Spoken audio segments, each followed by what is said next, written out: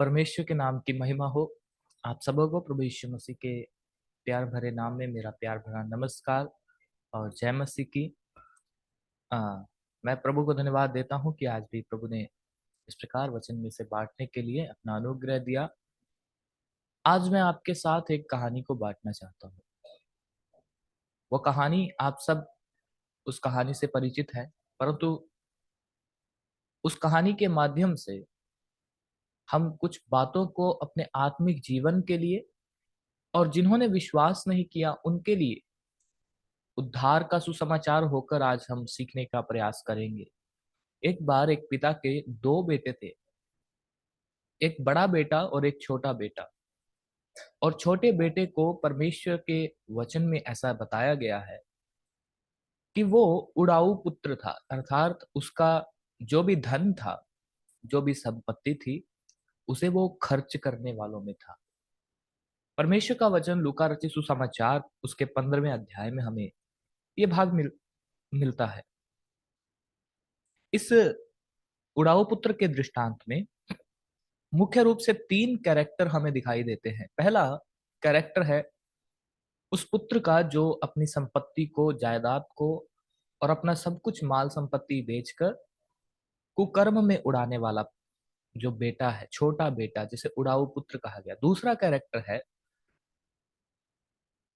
दूसरा पिता के बारे में यहाँ पर बताया गया है, जो कि परमेश्वर के गुण स्वभाव को प्रकट करता है कि मनुष्य चाहे अ, कितना भी पापी और कितना भी बुरा हो, तो भी जैसे उड़ाऊ पुत्र को पिता ने गले लगाया, वैसे ही परमेश्वर अ, मनुष्यों को, पापियों को अपने गले लगाते हैं, मसीह में होकर उन्हें गले लगाते हैं। और तीसरा कैरेक्टर यहाँ पर हमें जो बताया गया है वो है जेठा पुत्र, अर्थात पहलोठा पुत्र, या जो बड़ा बेटा है। तो इन 3 कैरेक्टर के इर्द गिर्द ये कहानी घूमती है। आइए हम इस कहानी को शुरू करें। तो जो पिता की जो संपत्ति थी, पिता की संपत्ति को छोटा बेटा कहता है, हे पिता, आप ऐसा करें कि ये जो मेरी संपत्ति है, आपकी जो संपत्ति है, उसमें जो मेरा भाग है वो मुझे दे दो। एक झटका देने वाला जो है अ, ख्वाहिश, एक झटका देने वाली ख्वाहिश पिता को झटका लगा यह सुनकर कि अभी तो मैं मर नहीं गया, अभी मैं जीवित ही हूँ, तो भी मेरे पुत्र ने मेरे से अपनी संपत्ति का हिस्सा मांग लिया है।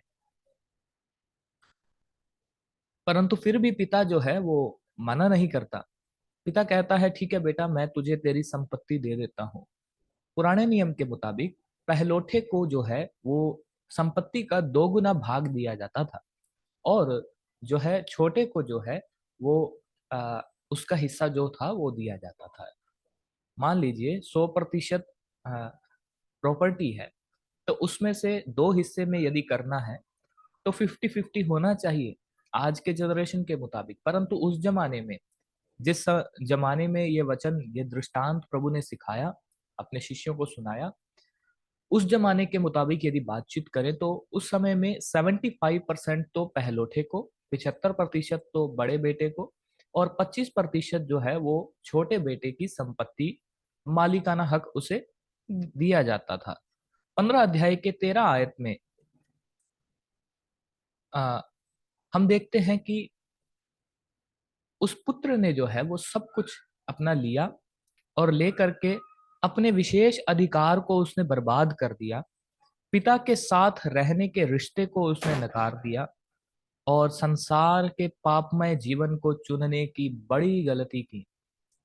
ये जो है छोटा बेटा सब प्रकार के पापियों को दर्शाता है। मेरे प्यारो, अ, पापी लोग जो है, जो परमेश्वर के विरोध में चलते हैं, जिन्होंने परमेश्वर को अपना प्रभु होकर, यीशु को अपना प्रभु होकर स्वीकार नहीं किया, वे अधिकतर बार जो है वो परमेश्वर के साथ के रिश्ते में रहना नहीं चाहते। जैसा ये छोटा बेटा अपने पिता के साथ के रिश्ते में रहना नहीं चाहता था, परंतु वो कहता है मुझे दे दो, और उसने, पिता ने बिना किसी बहाने के, बिना किसी रुकावट के, बिना किसी क्या बोलेंगे, किसी भी बिना वाद विवाद के अपनी संपत्ति बांट दी। और 13 आयत में लिखा है कि बहुत दिन नहीं बीते थे कि तभी जो है बेटे ने अपनी सारी संपत्ति को इकट्ठा किया और सब कुछ जो है वो आ, इकट्ठा करके दूर देश को चला गया। और उसने वहां कुकर्म में अपने सारी संपत्ति को जो है वो उड़ा दिया। उड़ा दिया। उड़ा दिया के लिए जो शब्द यहाँ पर इस्तेमाल किया गया है ग्रीक भाषा में, उसका मतलब है वेस्टफुल या डिसॉल्ट या उड़ा देना या बर्बाद कर देना। मतलब उसने जो धन संपत्ति जो लिया था वो उसने इसलिए नहीं लिया कि उसे आवश्यकता है, परंतु इसलिए लिया कि संसार के पापमय जीवन में और संसार की बुराइयों में अपने जीवन को बिता सके। यदि आप जानना चाहते हैं कि उसने क्या किया, यहाँ पर स्पष्ट रीति से लिखा है कुकर्म में उड़ा दिया। इसी 15 अध्याय की 30 आयत को भी आप यदि देखेंगे तो वहां पर भी इस प्रकार से हमें देखने को मिलता है। लिखा है, परंतु जब तेरा यह पुत्र जिसने तेरी संपत्ति वेश्याओं में उड़ा दी, वेश्याओं में उड़ा दी मतलब उसने बुरे कामों के लिए धन का उपयोग किया। एक बात मैं आपके सामने इस भाग में से लेकर आना चाहता हूं, वो ये है, धन जो है वो बुरा नहीं है। ध्यान से सुने, रुपया बुरा नहीं है, परंतु रुपए का लोभ जो है वो बहुत बुरा है। रुपए का लोभ जो है वो सब प्रकार की बुराइयों की जड़ है। ये पुत्र बुरा नहीं था, परंतु रुपए की बढ़ती ने, अधिक धन ने इसकी मत को बंद कर दिया। मति मारी गई, दिमाग में कुछ भी अच्छा चलता नहीं। पैसा अधिक होने के कारण बुराई के रास्ते को इसने चुन लिया। ना केवल इतना ही कि रुपया सब प्रकार की बुराई की जड़ है, बाइबल बताती है कि बहुतों ने इसके लोभ में आकर अपने विश्वास रूपी जहाज को डुबो दिया और कईयों ने नाना प्रकार के दुखों से अपने आप को छलनी किया। रुपया आवश्यकता तो है, परंतु वो हमारा परम लक्ष्य नहीं है। रुपए की जरूरत मनुष्य को है कि उससे अपनी भौतिक आवश्यकताओं को पूरा किया जा सके, परंतु वो मनुष्य का परम लक्ष्य नहीं है। परम लक्ष्य कुछ और है। परम लक्ष्य मसीह को प्राप्त करना है। परम लक्ष्य परमेश्वर की महिमा करना है। यहाँ पर छोटे पुत्र को देखते हैं, जब उसके जीवन में रुपया आया, बुराई के लिए उसने द्वार खोल दिया, बुरा जो है करने लगा। न केवल इतना, परंतु रुपया विभाजन ले आता है। यहाँ पर पिता और छोटे बेटे के रिश्ते में जो घनिष्ठता थी, जो जो बंधन था, वो बंधन जो है वो टूट गया। अभी उड़ाऊ पुत्र के इस दृष्टांत में से दो बातें हमने अभी अभी देखा कि जब उसके जीवन में धन संपत्ति दौलत शोहरत बढ़ गया, तभी जो है उसके जीवन में विभाजन ले आया, पैसा अलगाव को ले आया। इसलिए मेरे प्यारो, यहाँ पर हम देखते हैं कि वो बहुत दिन न बीते थे कि अपना सब कुछ इकट्ठा करके दूर देश को चला गया, दूर हो गया, अपने पिता से दूर हो गया, उसके साथ रिश्ता रखना न चाहा, अपने भाई से दूर हो गया, अपने परिवार से दूर हो गया। आज बहुत सारे लोग पैसों के कारण अपने रिश्तेदारों से अलग हो जा रहे हैं, अलग होते हैं। रुपया जरूरत है, उसे अपना परम लक्ष्य मत बनाइए कि रुपए के लिए दौड़ भाग दौड़, रुपए के लिए सब कुछ खर्च करना नहीं। मेरे प्यारो, रुपया विभाजन लाता है। इस बेटे के जीवन को देखें, उसके जीवन में पैसे ने अलगाव ले आया। मैं आगे बढ़ना चाहता हूं। न केवल इतना ही कि अलगाव ले आया, परंतु उसने बुराई में अपने कामों को बर्बाद कर दिया। फिर इसकी अ, ऐसा हुआ, इस व्यक्ति के साथ जो है इसने अपना धन संपत्ति वेश्याओं में और कुकर्म में उड़ाना आरंभ किया, पाप करना शुरू किया। देखिए, पाप में जब उसने जीवन को बिताया, तब जो है परमेश्वर ने भी उसे रोका नहीं। आप जानते हैं क्यों? परमेश्वर ने उसे इसलिए नहीं रोका क्योंकि परमेश्वर जानते हैं कि मनुष्य जो है वो पाप करेगा, और परमेश्वर ने किसी को ऐसा जबरदस्ती रोबोट टाइप नहीं बनाया कि तू ऐसा कर, परंतु परमेश्वर ने बनाया इसलिए है कि वो मनुष्य जो है अपनी स्वतंत्र इच्छा से, अपनी मन मर्जी से, अपने आप से परमेश्वर के मार्ग को चुने। परंतु यहाँ उड़ाऊ पुत्र को देखते हैं, उसने अपने मन मर्जी से जो है वो बुराई के मार्ग को चुन लिया। बुराई के मार्ग, संसारिक पापमय जीवन को उसने अधिक प्रिय जाना, बजाय इसके कि पिता के साथ के रिश्ते में रहे। बहुत बार ये गलती जो है वो विश्वासी गण और गैर विश्वासी लोग भी करते हैं। परमेश्वर के साथ के रिश्ते में, पिता के साथ के रिश्ते में रहना नहीं चाहते, परंतु वो संसारिक पापमय जीवन में अपने जीवन को व्यतीत करना चाहते हैं। ऐसा होता है आज भी। और इसलिए मेरे प्यारों, हम अपने अपने जीवन को जरा जांच लें, परख लें। क्या मैं संसारिक पापमय जीवन को अधिक प्रिय जानता हूं, या परमेश्वर के साथ के रिश्ते में रहना अधिक प्रिय जानता हूं? उड़ाऊ पुत्र ने अपनी संपत्ति में से जब सब कुछ बुराई में उड़ा दिया, ऐसा हुआ उस देश में अकाल पड़ गया।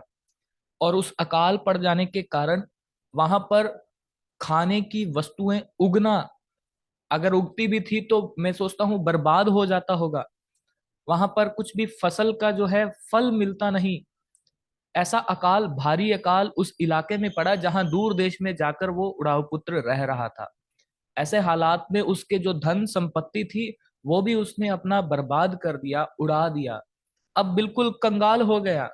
जरा विचार करके देखें, जब पैसा बहुत था उसके मित्र होंगे, उसके यार दोस्त बहुत होंगे जो उसके पास आकर उसका हालचाल पूछते होंगे। एक एक बार एक मोटिवेशनल स्पीकर जो इंटरनेट में बहुत सारे हैं, उनमें से किसी एक के छोटा वीडियो मेरे पास पहुंचा और उसमें वो ऐसा कह रहा था, जब तक तेरे पास पैसा है तो लोग तुझे पूछेंगे तू कैसा है। यही उड़ाऊ पुत्र के साथ भी हुआ होगा। जब पैसा था तो उसके साथ सब मित्रगण हैं, सब कुछ है, परंतु जब पैसा चला गया, क्षण में कंगाल हो गया। जब पैसा बर्बाद हो गया, अकाल पड़ गया उस इलाके में, उसने उसने मांगा। क्या मांगा मालूम है? 15 अध्याय के 16 आयत में, 15 और 16 आयत में लिखा है, वो काम मांगने लगा। उसको काम चाहिए था, परंतु उसे काम मिला अशुद्ध जानवरों को खाना खिलाने का काम। अशुद्ध जानवर जिसे ना तो खाया जा सकता है, जिसे ना तो भेंट चढ़ाया जा सकता है। परमेश्वर के वचन में लिखा है सूअर जो है वो अशुद्ध जानवर है। और अंत के दिनों में जब मंदिर की स्थापना होगी, उस समय में जो है वो सूअर को बलि करके अर्पण करेंगे। और वो अशुद्ध जानवर की भेंट जब चढ़ाई जाएगी, तब जो है एंटी क्राइस्ट, मसीह विरोधी अपना प्रबल प्रबल रूप में प्रकट होगा। मैं अभी उस भाग की ओर नहीं जाना चाहता, परंतु आपको ये बताना चाहता हूं कि अशुद्ध जानवरों को खाना खिलाने की जिम्मेदारी उसे काम मिला। उसे मांगने पर भी, जब वो उड़ाऊ पुत्र मांगता था खाने के लिए कुछ। एक बात बताता हूँ, उड़ाऊ पुत्र को काम तो मिला, परंतु ध्यान रखें, आप जब इस भाग को पढ़ेंगे आपको समझ में आएगा, उसे उसके बदले में है ना मजदूरी नहीं मिलती थी। ना केवल मजदूरी, परंतु खाना भी नहीं मिलता था। आप जरा कल्पना करके देखें, कभी तो वो बहुत बड़े बड़े है ना, एक प्रकार से 5 स्टार होटल में जा रहा है, बड़े बड़े रेस्टोरेंट में जाकर खाना खा रहा है, परंतु एक समय ऐसा आ गया कि उसके पास पैसा नहीं है। अब वो खाना खाना चाहता है, परंतु खा नहीं पा रहा। क्यों? क्योंकि पैसा नहीं है। मांगता है, कोई लोग उसे देते नहीं। क्यों? क्योंकि उसने अपना चरित्र जो है बुरा प्रस्तुत किया। लोग उसे जानते हैं कि उड़ाऊ पुत्र का जीवन जो है वो बर्बाद जीवन है। उड़ाऊ पुत्र का जीवन जो है वो इस लायक नहीं कि उस पर दया की जा सके। ऐसा व्यक्तित्व उसने निर्माण किया उस देश में जहां पर वो रह रहा था। बुरा चरित्र उसने प्रस्तुत किया। परिणाम क्या हुआ? 16 आयत में लिखा है। 16 आयत मैं पढ़कर सुनाना चाहता हूं। ऐसा लिखा है, वह चाहता था कि 15 आयत, इसलिए वह उस देश के निवासियों में से एक के यहाँ जा पड़ा। उसने उसे अपने खेतों में सूअर चराने के लिए भेजा। अशुद्ध जानवरों को खिलाने की जिम्मेदारी मिली थी। अच्छा, 16 आयत, और वह चाहता था कि उन फलियों से जिन्हें सूअर खाते थे अपना पेट भरे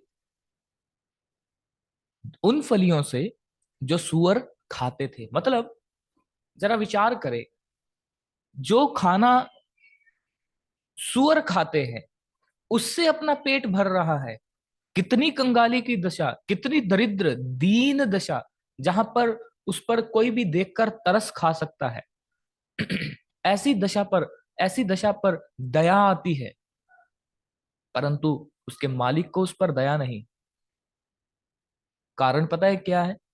इसलिए क्योंकि उसने बुरा निर्माण किया। इसलिए ताकि परमेश्वर के विरोध में उसने जो पाप किया, पिता के विरोध में जो उसने पाप किया, उस बात के बारे में वो विचार करे। जब वो भूखा था, है ना, जब उसे मांगने पर भी कुछ मिलता नहीं था, कोई कुछ उसे खाने के लिए देता नहीं था, तब वो अपने आपे में आया। पंजाबी में कहें तो ओदा चित्त टकाने आ गया। उसके उसके माइंड का जो कॉन्सेप्ट था वो क्लियर हुआ। लगातार जो वो पाप कर रहा था और लगातार जो वो भूखा रह रहा था, तब उस भूख ने उसे विवश किया।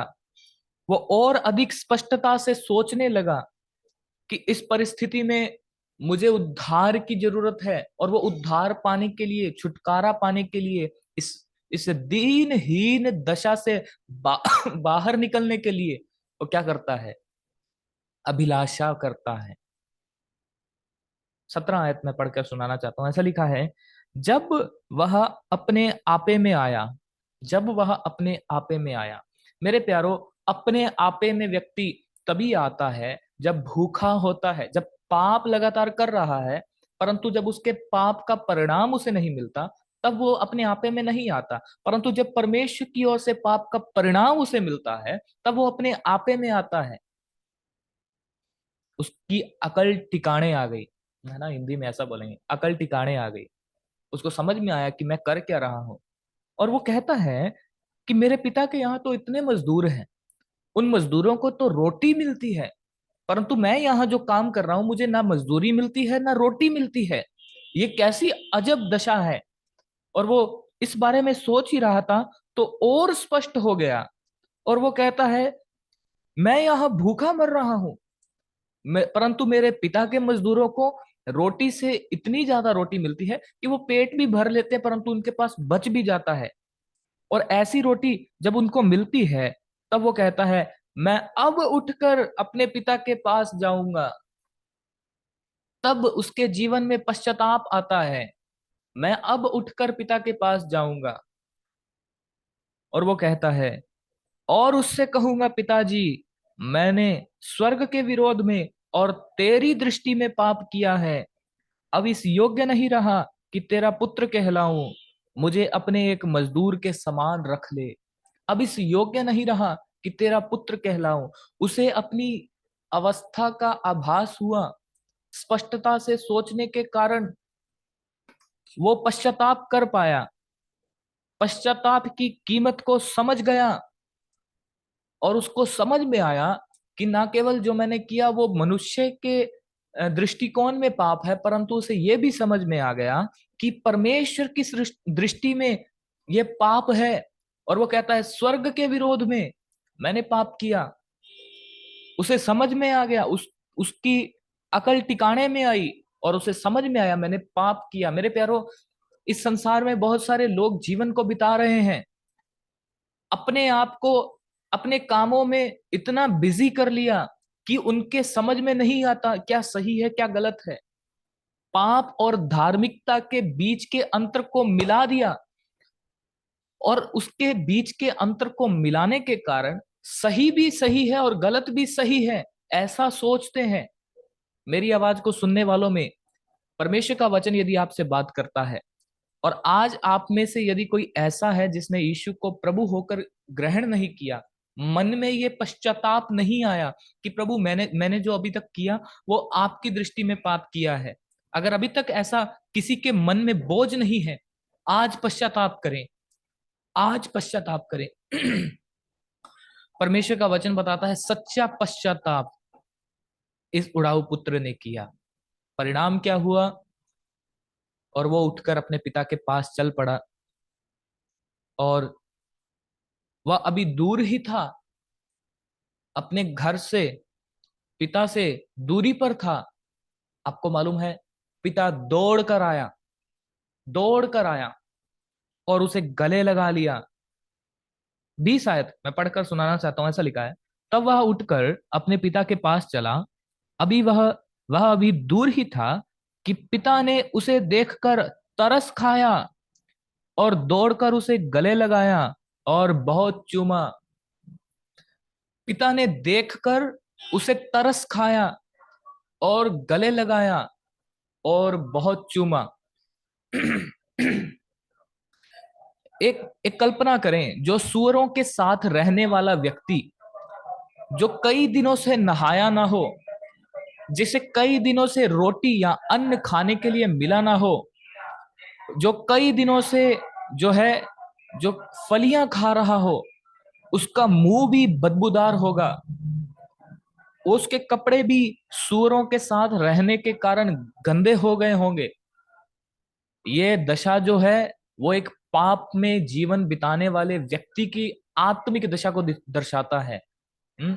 जैसा वो सूअरों के साथ रहकर सूअरों के समान हो गया था, उड़ाऊ पुत्र सूअरों के समान हो गया था, परंतु जब पश्चाताप किया तो पिता ने उसे देखकर तरस खाया, उसे गले लगाया और बहुत चूमा। देखा नहीं कि ये गंदा है, ये नहीं देखा कि इसे नहलाने की आवश्यकता है, परंतु पिता के मन में एक आनंद था, वो यह था कि मेरा यह पुत्र मर गया था, फिर जी गया है, खो गया था, अब मिल गया है। इसलिए उससे उसे उसे दूर से ही उस पर तरस आया, उसे गले लगाया।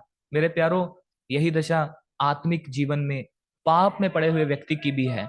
जब परमेश्वर ने स्वर्ग से पृथ्वी पर दृष्टि की, देखा सब मनुष्य इस उड़ाऊ पुत्र के समान, सूअरों के साथ रहने वाले व्यक्तियों के समान पाप में जीवन बिता बिता कर गंदे और भ्रष्ट हो गए हैं, निर्दयी हो गए हैं। ये जो निर्दोष होना चाहिए था परंतु दोषी हो गए हैं।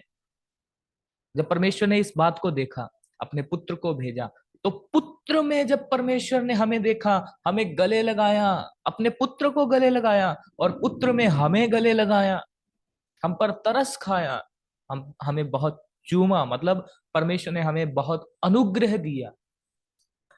इसका मतलब इसके बाद हम देखते हैं, पुत्र ने उससे कहा, पश्चाताप की प्रार्थना को दर्शाता है। 21 आयत में लिखा है, पिताजी मैंने स्वर्ग के विरोध में और तेरी दृष्टि में पाप किया है, अब इस लायक नहीं रहा कि मैं तेरा पुत्र कहलाऊं। परंतु पिता ने अपने दासों से क्या कहा मालूम है? पिता अपने दासों से कहता है, झट से अच्छा वस्त्र निकालकर उसे पहनाओ, उसके हाथ में अंगूठी और पांव में जूतियां पहनाओ, और पला हुआ बछड़ा लाकर मारो, ताकि हम खाएं और आनंद करें, क्योंकि मेरा यह पुत्र मर गया था, मर गया था। इफिसियों की पत्री 2 अध्याय में हम इस प्रकार पढ़ते हैं, हम सब अपने पापों और अपराधों के कारण मरे हुए थे, मरे हुए थे। लिखा है, क्योंकि मेरा यह पुत्र मर गया था। मेरे प्यारो, हमारी आत्मिक दशा में, मृतक अवस्था में परमेश्वर ने हम पर तरस खाया, अपने पुत्र को इस संसार में कुंवारी मरियम के द्वारा भेजा।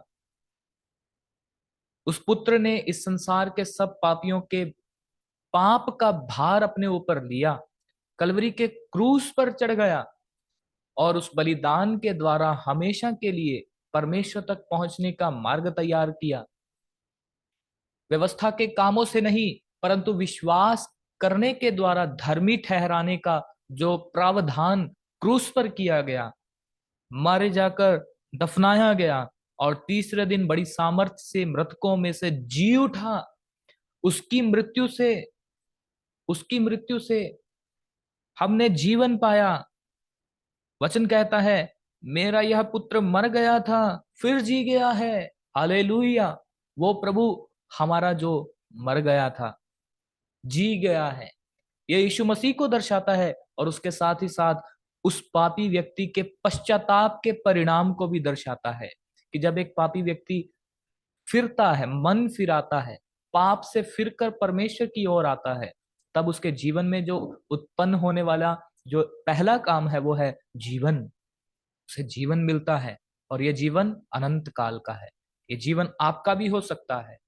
विश्वास करें उद्धार के सुसमाचार को। जिसने सुना, जिसने विश्वास किया, अनंत जीवन पाया, पापों की माफी पाई, परमेश्वर का वरदान पाया, परमेश्वर की आशीष पाई है। ये आशीषें आपको भी मिल सकती है। पापों की क्षमा आपकी है। यीशु मसीह के क्रूस पर, यीशु मसीह के दफनाए जाने पर, यीशु मसीह के जी उठने पर विश्वास करें। विश्वास के द्वारा अनुग्रह ही से तुम्हारा उद्धार हुआ।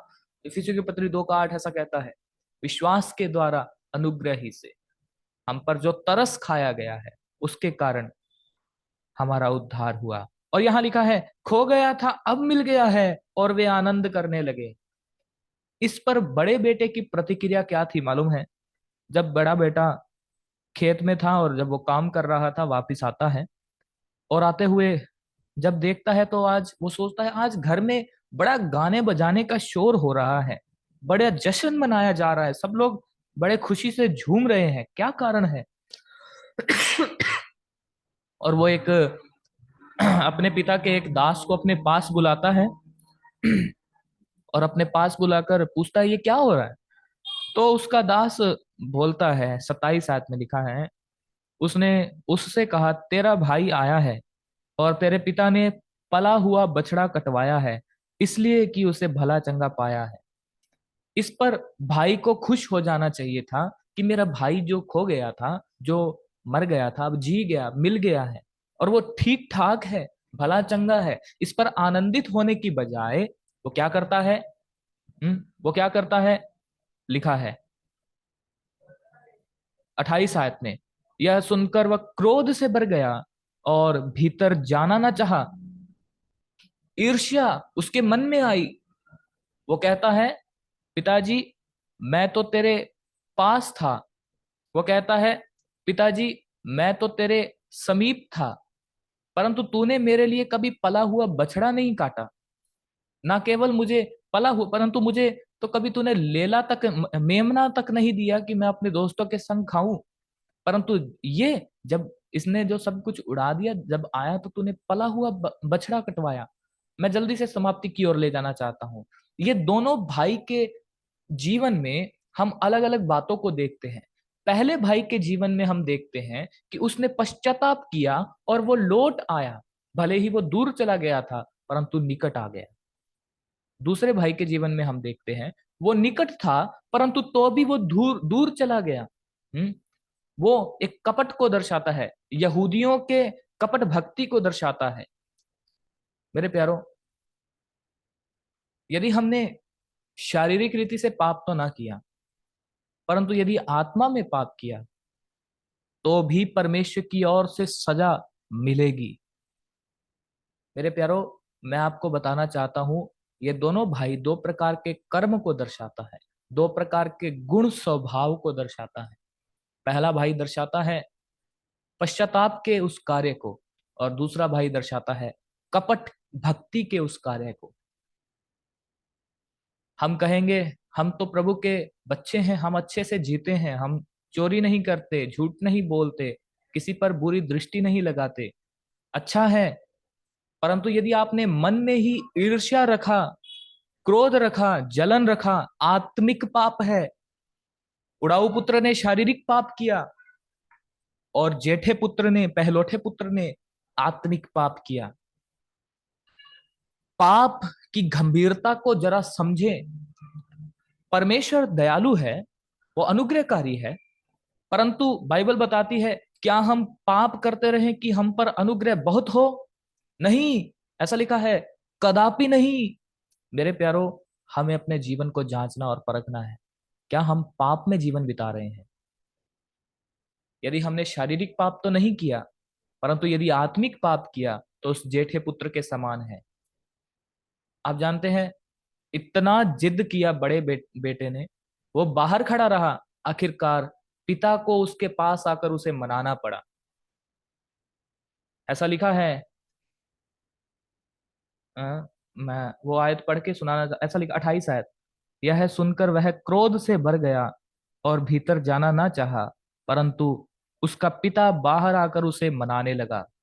उसका पिता उसे बाहर आकर मनाने लगा। मेरे प्यारो, हैं, यदि हम अपने आप को धर्मी और दूसरे को पापी समझते हैं, ये आत्मिक पाप है, बचो इससे। स्वयं धार्मिकता, यहूदियों ने यही किया। अपने आप को धर्मी समझते हैं, दूसरों को पापी समझते हैं। दूसरों का न्याय करना, दूसरों का न्याय करना, स्पिरिट ऑफ जजमेंट, ऐसा लिखा है।